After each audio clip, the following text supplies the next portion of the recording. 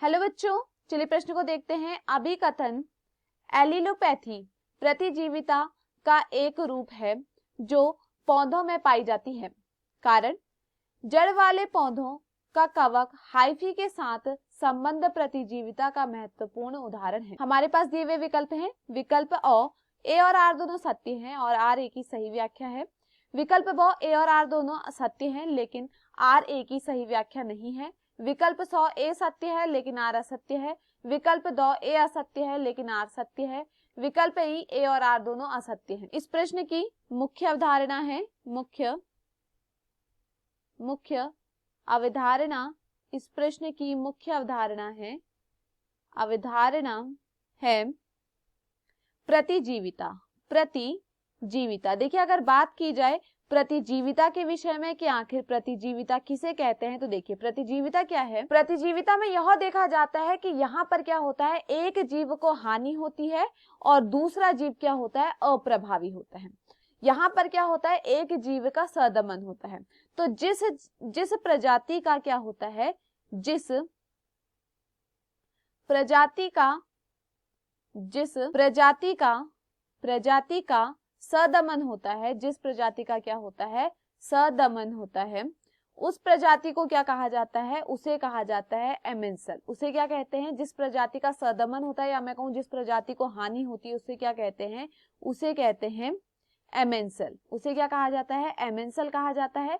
तथा दूसरी जिस पे क्या है कोई प्रभाव नहीं पड़ रहा है, जो क्या है दूसरी प्रजाति, दूसरी जो क्या है अप्रभावी है, उसे क्या कहा जाता है, जो अप्रभावी है उसे कहा जाता है अप्रभावी, उसे कहा जाता है अवरोधन। उसे क्या कहा जाता है, अवरोधन। तो देखिए जिसका सदमन हो रहा है उसे क्या कहा जाता है, एमेंसल कहा जाता है, और जो दूसरी जो क्या कर रही है, जिसकी वजह से क्या हो रहा है, उसका सदमन हो रहा है, उसको क्या, दूसरी को क्या कहा जाता है, अवरोधन कहा जाता है, अवरोधक कहा जाता है।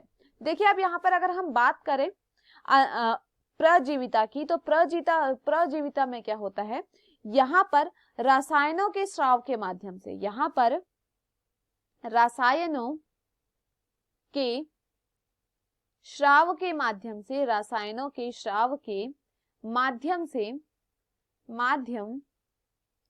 से सदमन होता है। से क्या होता है, सदमन होता है, सदमन होता है, जिन्हें क्या कहा जाता है, जो क्या करते हैं, जिन्हें क्या कहा जाता है, एलोपैथी पदार्थ कहा जाता है। जिन्हें क्या कहा जाता है, एलोपैथिक पदार्थ कहा जाता है। वे पदार्थ या वो रसायन जो क्या कर रहे हैं, जिनके स्राव से सदमन हो रहा है, उन्हें क्या कहा जाता है, एलोपैथिक पदार्थ कहा जाता है, एलोपैथिक पदार्थ कहा जाता है। चलिए अभिकथन देखते हैं। अभिकथन एलिलोपैथी प्रतिजीविता का एक रूप है जो पौधों में पाई जाती है। तो यह यहाँ पर क्या होता है, सत्य होता है। एलिलोपैथी क्या है, यह क्या होता है, यह एक हम कहेंगे रसायनों का स्राव होता है जिसमें क्या होता है, प्रतिजीविता देखी जाती है। तो यह यहाँ पर सही होता है। कारण जड़ वाले पौधों का कवक हाइफी के साथ संबंध प्रतिजीविता का महत्वपूर्ण उदाहरण है। तो मैं आपको बता दूं कि जड़ और पौधे के बीच का जो यहाँ पर संबंध है, यह क्या होता है, यह होता है सहजीवी संबंध। इनके बीच में कैसा संबंध देखा जाता है, सहजीवी संबंध देखा जाता है, जहां पर दोनों को फायदा होता है। तो यहाँ पर प्रतिजीवी में दोनों को फायदा नहीं होता है, एक को हानि होती है और दूसरा अप्रभावी होता है। तो कारण यहाँ पर क्या होता है, गलत होता है। तो यहाँ पर क्या देखा जा रहा है, यहाँ पर अभिकथन तो सही है लेकिन कारण यहाँ पर क्या है, गलत है। चलिए विकल्पों को देखते हैं। विकल्प ए और आर दोनों सत्य हैं, तो यह यहाँ पर गलत होता है, यहाँ पर आर गलत है। विकल्प ब, ए और आर दोनों सत्य है, यह भी यहाँ पर गलत होता है। विकल्प 100 ए सत्य है लेकिन आर असत्य है, तो यह यहाँ पर क्या होता है, सही होता है। विकल्प 2 ए असत्य है, तो यह गलत होता है। विकल्प ई, ए और आर दोनों असत्य, यह भी यहाँ पर क्या होता है, गलत।